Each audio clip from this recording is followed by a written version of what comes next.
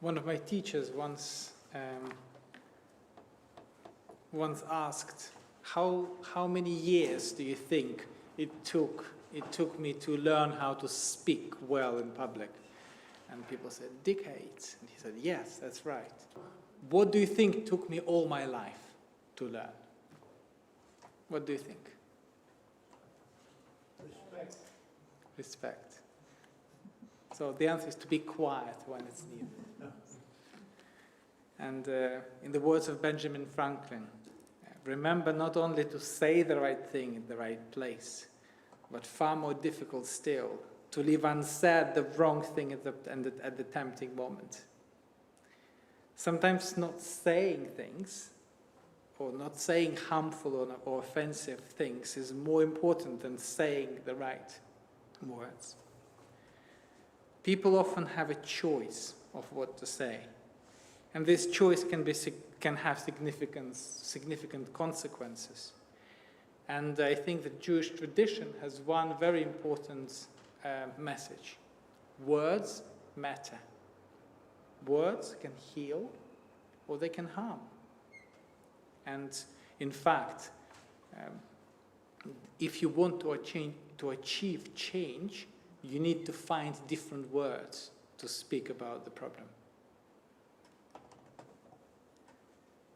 And this week was a good example of such choice whether to say something or not to say. Many people saw it on the news or read it. I'm talking about the remarks made by one of the MPs on Tuesday. I can't repeat what he said, but he implied that people seeking asylum in the UK should go back to France if they didn't like being housed in a barge. And this is Shabbat, and I'm not going to comment on this situation.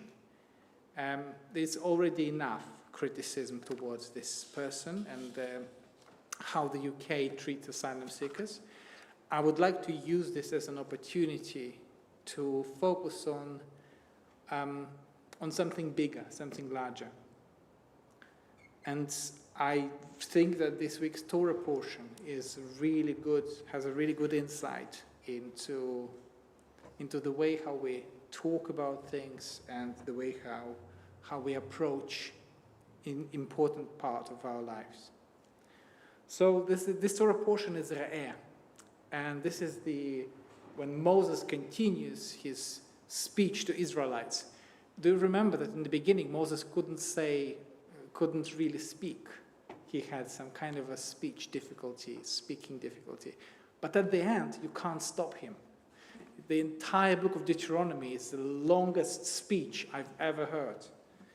But this part is quite significant. It begins with a very dramatic warning that people face choice. And this choice is between a life of blessings and a life of curses. Re'eh, Anochi noten lifnechem hayom bracha uklala. See, this day I set before you blessing and curse. Blessing if you obey the commandments that I enjoin upon you this day, and curse if you don't obey the commandments. On the one hand, it's a very simplistic way of living. If you do what you're told, then everything will be good.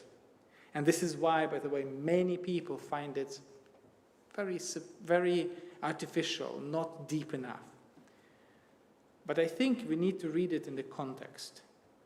Moses then, after this, lists several commandments, such as the prohibition of worshipping idols, commandments to follow the laws of kashrut, the forbidden, he sets the forbidden and allowed types of food to eat, and setting aside a 10th part, tithe, of produce for the most vulnerable members of Asian society, which at the time was strangers, orphans, and widows.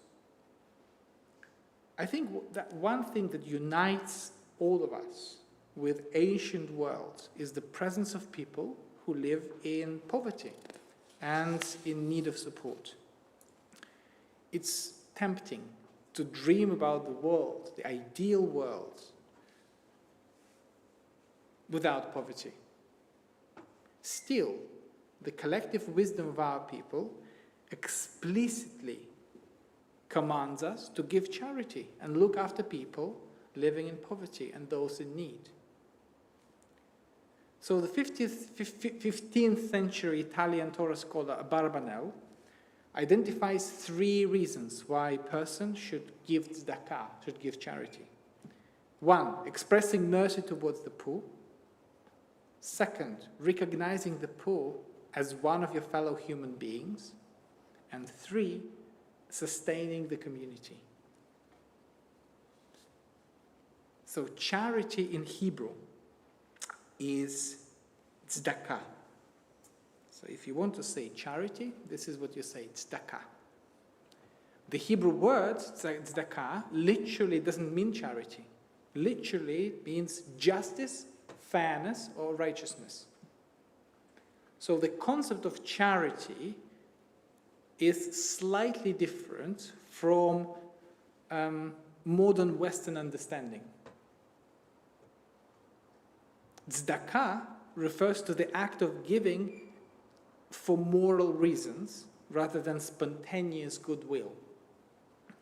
It's considered as an ethical and religious obligation that must be performed regardless of one's financial standing.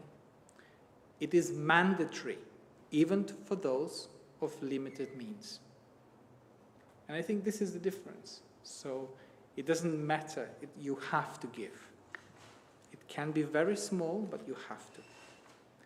The word tzedakah appears when I tried to understand how did Judaism come to this understanding of tzedakah. And in the Torah, in fact in the entire Hebrew Bible, this word appears 157 times. I didn't count it manually, I used computer. But nowhere in the Torah or other books of Tanakh is it refers as charity. Its primary meaning is righteousness in government. So, meaning that if we refer to a king or judge, we ask this judge to be righteous or just, to give justice when you rule, when you give the decision. So one of the attributes of a person in power should be tzedakah, acting with justice, decency, fairness. So it was later in rabbinic thought that this concept was practically broadened from just people in power to everyone, saying that actually we all have some kind of influence on people around us, and therefore, in a way, every single person of us is a little bit of a judge, a little bit of a king, a little bit or a little sovereign, and a little bit of a governor. Therefore, we should all think about the well-being of society and all individuals around us. And again, this is an obligation, this is not a choice. Sometimes it's easier to think and talk about national and global justice and forget people in need next to you. One very interesting fact, not interesting, shocking fact that I learned a few years ago, that schools in St. John's Wood, seemingly wealthy area, but some of the schools have 50% children on free school meals. It doesn't mean that all of them will not eat if they are not at school, but some of them are in that position. Sometimes the simple act of giving charity can bring justice to the whole world, the world of a person who receives it, one person. Maimonides, the medieval scholar who was born in Spain and then moved to Egypt, he further reflected and developed this principle and commandment of giving tzedakah. And he wrote one of the very classic works, often cited passages of Mishneh Torah, laws of gifts to the poor. In it, he articulated seven levels of giving charity. So the last three levels, the lowest three levels, are when the recipient has to ask for help, then when gift is given unwillingly, and then when the gift is given willingly. But the crucial point there is the lowest level of tzedakah is when person needs to ask you. Then the fifth level is when both donor and recipient know each other, but gift precedes request. So you don't wait to being asked, but you know each other, you see each other. Next one is when the recipient knows who the donor is, but the donor doesn't. So if you give to a foundation, and the foundation gives to the person in need and tells, this gift comes from that person, please write them a letter of thanks. Then the third level is when the donor knows who the recipient is, but the recipient doesn't. The second level is, you can follow the logic, is anonymous giving and receiving. So nobody knows, you just act through a middle person, and just you give because you need to give, and people receive because they need it. And the highest level is giving work or loan or engaging in business partnership with the person in need. So, in other words, even Maimonides saw that there is always a choice. The choice to help or not to help, the choice to reveal yourself and in a way feed your ego, and so that I am a good person and you should know that I am a good person. You can give willingly or unwillingly. By the way, Maimonides in the introduction said that even the lowest level of tzedakah is better than no tzedakah. So it's still better to give, of course. But you have a choice. Give anonymously or by providing good and well-paid work, maybe, to those in need. And there is a choice how to refer to those in need, how to talk about them. To talk about them as a curse or as a blessing. And I think this is where it can be, this sort of portion can help us. How do you talk about the things in the world? As a curse or as a blessing? Even not so pleasant things. You can turn things that disturb you into blessings.